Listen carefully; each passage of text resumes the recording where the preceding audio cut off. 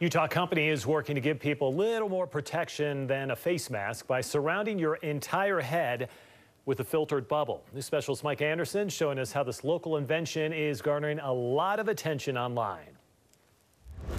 It's what these machines are printing out, what's being assembled in the next building over, that when put together adds up to this. How's that? The invention of Michael Hall. It's called the Microclimate, and yeah, It's kind of fun to see people's reactions. he knows how it looks.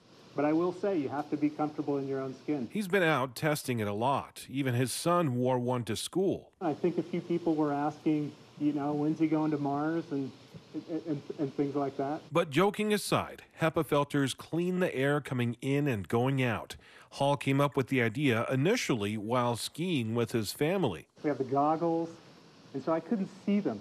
So it really was about that expression of wanting to be able to look people in the eye and talk to them. But when the pandemic hit early this year, his team found another purpose. They've run tests showing how particulate matter gets through cloth masks, then N95, and finally through the Microclimate's filters.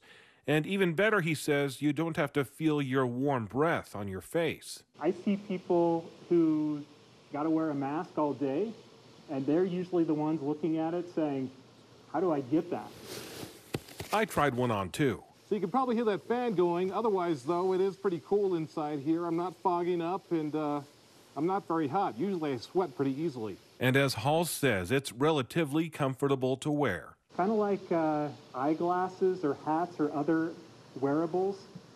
Once you have this on for a few minutes, it just kind of disappears into the background. And still, when you wear a space helmet... Sorry, so say it again? So are people pretty interested in it? With those fans running, it can have some drawbacks. How's the interest? But I guess you learned a deal. Oh, it's booming. And you heard him right. Hall says they've already had sales into the thousands by doing very little marketing.